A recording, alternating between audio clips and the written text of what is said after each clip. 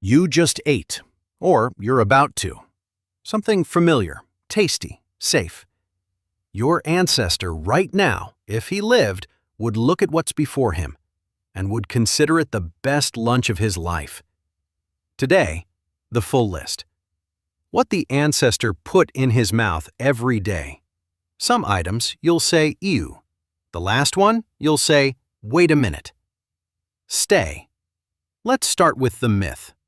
Most people imagine it like this: ancestor, spear, mammoth, cave, fire. All of this existed, but this was a celebration, once every few weeks. A mammoth. That's like a restaurant for a special occasion. You don't eat at a restaurant every day. Every day, the ancestor ate something completely different. Item 1. Insects. Every day. Termites, larvae, beetles, caterpillars. Not because there was no choice, because this is the best protein source in nature. 100 grams of termites. More protein than steak. Cheaper too. But somehow never appear on restaurant menus. The Hadza tribes in Tanzania eat this to this day, and scientists who lived with them for months say one thing: taste like peanut butter. Item 2. Raw meat. There wasn't always fire. There wasn't always time to cook, because his digestive system was tuned differently. Stomach acidity, higher than ours. Bacteria that kill us, he digested. Interesting fact. When anthropologists analyze ancestor bones, they see tooth marks on the bones, their own teeth. The ancestor gnawed the bone himself, not with a tool, with his teeth. Stop. We haven't reached the item you definitely ate yourself, recently, and didn't even notice. In 2 minutes. Item 3. Bone marrow. When a large predator, lion, hyena, finished eating, our ancestor approached the remains, took a stone, broke the bone, and ate what was inside. A gray gelatinous mass, the most caloric food in nature. Bone marrow, a delicacy. Today served in expensive restaurants for big money. The ancestor ate it for free, just needed a stone and desir. Item 4. Tubers and roots.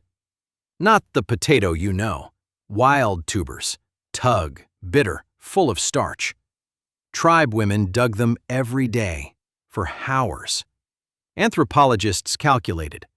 On the savannah, women gatherers provided up to 70% of tribe calories. Hunters, the remaining 30%. Women fed the tribe. Hunters supplemented. Item 5. Honey.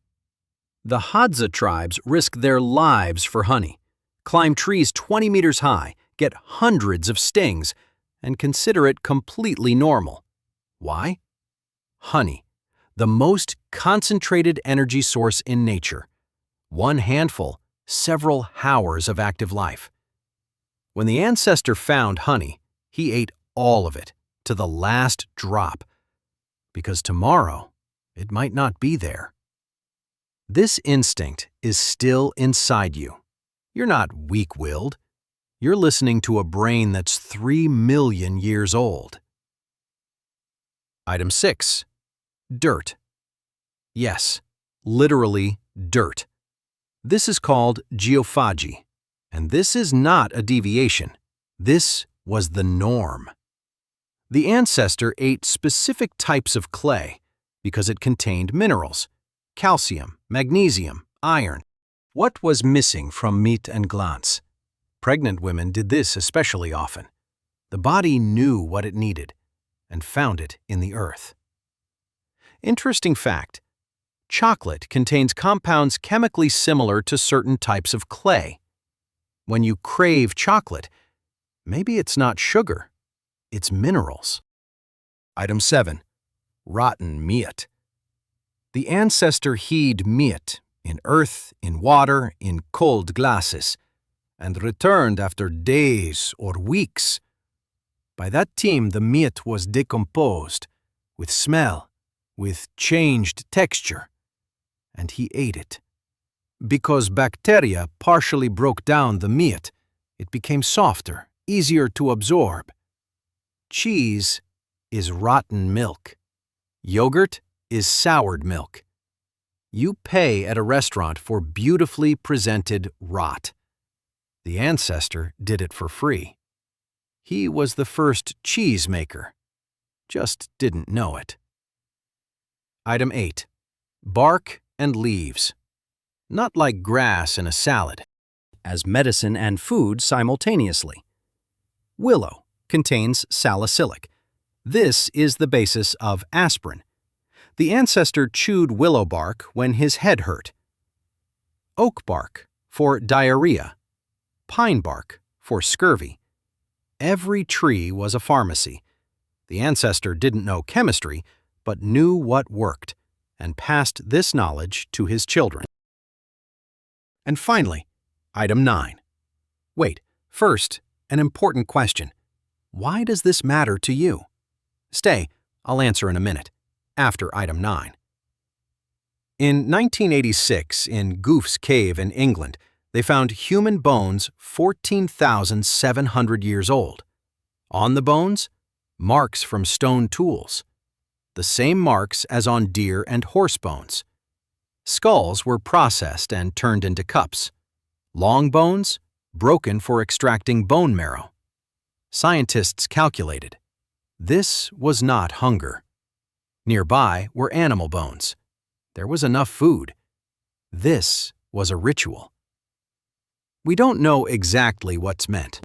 Perhaps honoring the dead. Perhaps transfer of power. Perhaps something we'll never understand.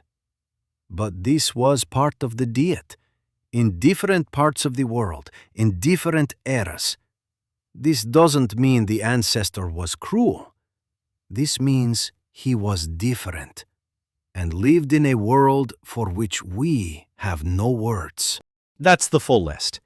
Insects, raw meat, bone marrow, tubers, honey, dirt, rotten meat, bark, and the last one. You look at this and think, how could anyone live like this? But here's the paradox. When scientists compare skeletons of hunter-gatherers and first farmers, the picture is shocking. Hunter-gatherers, taller, stronger bones, healthier teeth, fewer diseases. Farmers, shorter, cavities, arthritis, anemia. We invented agriculture and started eating bread every day, rice every day, pasta every day, and called it civilization. You just learned what the ancestor ate. Now the important question. Why does this matter to you? Because this body is your body. Same system, same needs, just different packaging. That's the whole secret. Your body is not broken. It works exactly as it was destined to work. It was just destined for a world that no longer exists. Your ancestor by the fire looks at his food. You, at the screen, look at yours. One and the same story. 300,000 years. He would be proud of you. One question. Which item from the list could you try, and which never? Write honestly in the comments.